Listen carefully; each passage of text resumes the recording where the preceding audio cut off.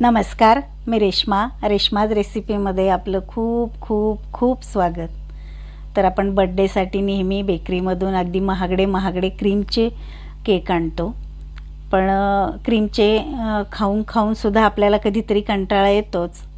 अशा वेळेस आपल्याला घरचेही कधीतरी सिंपल असा केक खावासा वाटतो। तर आज मी जो बनवलेला आहे केक तो अगदी स्पॉन्जी, कलरफुल, अगदी मऊ लुसलुशीत आणि टेस्टी असा बनलेला आहे। तर त्यासाठी मी ओव्हन वापरलेलं नाही, ब्लेंडर वापरलेलं नाही, मिक्सर वापरलेलं नाही, अगदी साध्या पद्धतीने हा केक बनवलेला आहे। चला तर मग आपण पाहूया कसा बनवायचा हा केक। तर पहिल्यांदा मी कुकरचा डबा घेतलेला आहे, त्याला तेलाने ग्रीसिंग करून घेते मी। तुमच्याकडे केकचं भांडं असेल तरी तुम्ही ती वापरू शकता। तर मी भांड्याला तेलाने ग्रीसिंग केलं आहे। आता त्यात मी बटर पेपर टाकते, सगळीकडून बटर पेपर लावून घेऊया। खाली तळाला आणि कडेने सगळीकडूनच लावायचं आहे बटर पेपर। तुमच्याकडे जर बटर पेपर नसेल तर भांड्याला तेल लावून मैदा भुरभुरला तरी चालेल।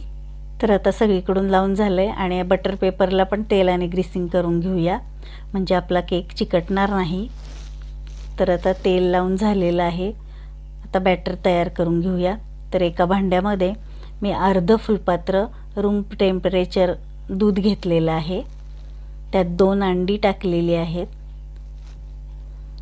पाव चमचा व्हॅनिला इसेन्स त्यामध्ये टाकते आणि आता हे चांगलं मिक्स करून घेऊया।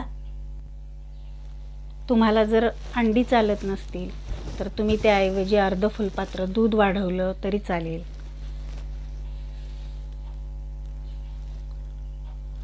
त्यामध्ये 1/4 म्हणजेच पाव फुलपात्राचा पाव भाग मी आपलं रोज वापरतो ते गोड तेल टाकते।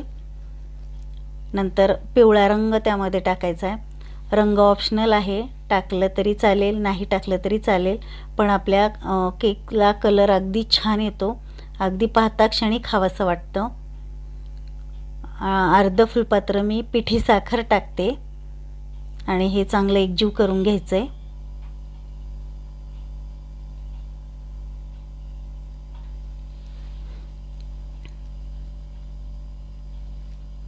तर आता चांगलं एकजीव झालेलं आहे। आता एका मोठ्या भांड्यामध्ये आपण मैदा घ्यायचा आहे, चाळून घ्यायचं आहे। ते 1 फुलपात्र भरून मैदा त्यामध्ये टाकूया चाळणीत। नंतर त्यात 1 चमचा बेकिंग पावडर टाकायची आणि आता हे दोन्ही चाळून घ्यायचं आहे चांगलं।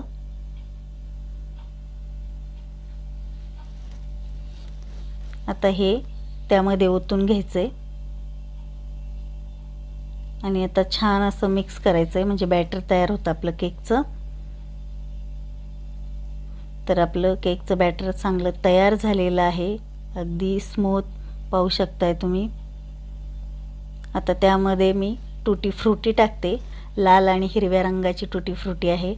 याचा टूटी फ्रूटीचा व्हिडिओ मी मागे टाकलेला आहे, तुम्ही तेही आपल्या चॅनलला जाऊन पाहू शकता, किंवा मग मी त्याची लिंक डिस्क्रिप्शन बॉक्समध्ये देते, तेही तुम्ही पाहू शकता। तर आता हे चांगलं एकजीव करून घ्यायचं आहे आणि आता आपलं हे जे बॅटर आहे आपण भांड्यामध्ये ओतून घेऊया।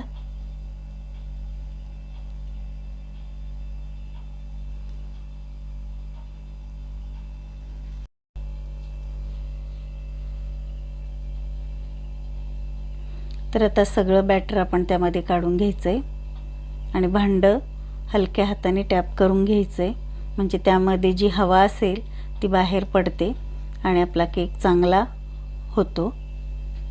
आता मी एक मोठं पातेलं त्यावर झाकण ठेवून 2 मिनिट फुल गॅसवर तापून घेतलेलं आहे। त्यात मी गॅसची रिंग ठेवलेली आहे, तुमच्याकडे एखादं स्टँड असेल तरी तुम्ही ते ठेवू शकता, प्लेट ठेवू शकता, पण डायरेक्ट हे भांडं पातेल्यामध्ये ठेवू नका।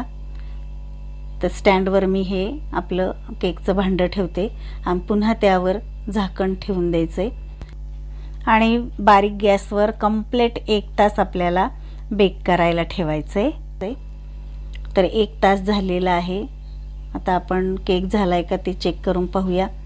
तर मी काटेरी चमचा घेतला आहे, तो त्यामध्ये घालून पाहायचं आहे। तर एकदम क्लीन निघला आहे, म्हणजेच आपला केक अगदी चांगला तयार झालेला आहे. तरी एखादा मिनिटभर मी झाकण ठेवून देते, म्हणजे थोडा रंग बदलेल आपला केकचा. 1 मिनिट झाला आहे. तर आता आपला केक अगदी छान असा तयार झालेला आहे, पाहू शकताय तुम्ही. आता मी केकचं भांडं बाहेर काढते.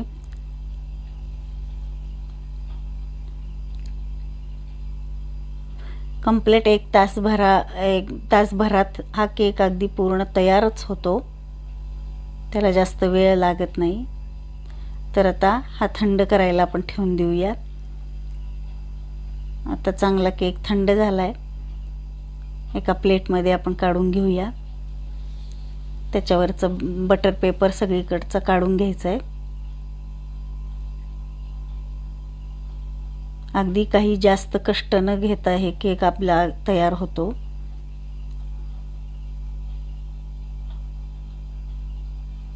आणि चवीलाही अगदी चांगला होतो.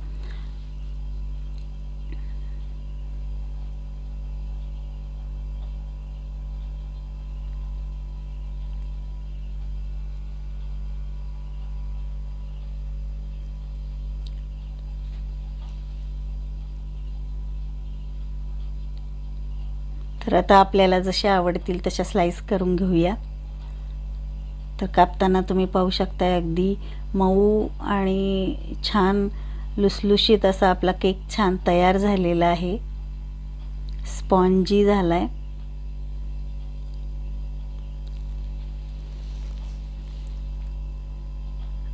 आपला केक आता कापून तयार झालेला आहे.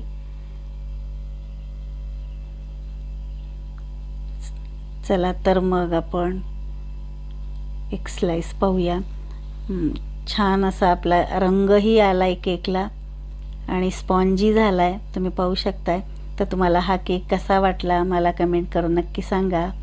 आणि आपल्या चॅनलला लाईक करा, शेअर करा, सबस्क्राईब करा.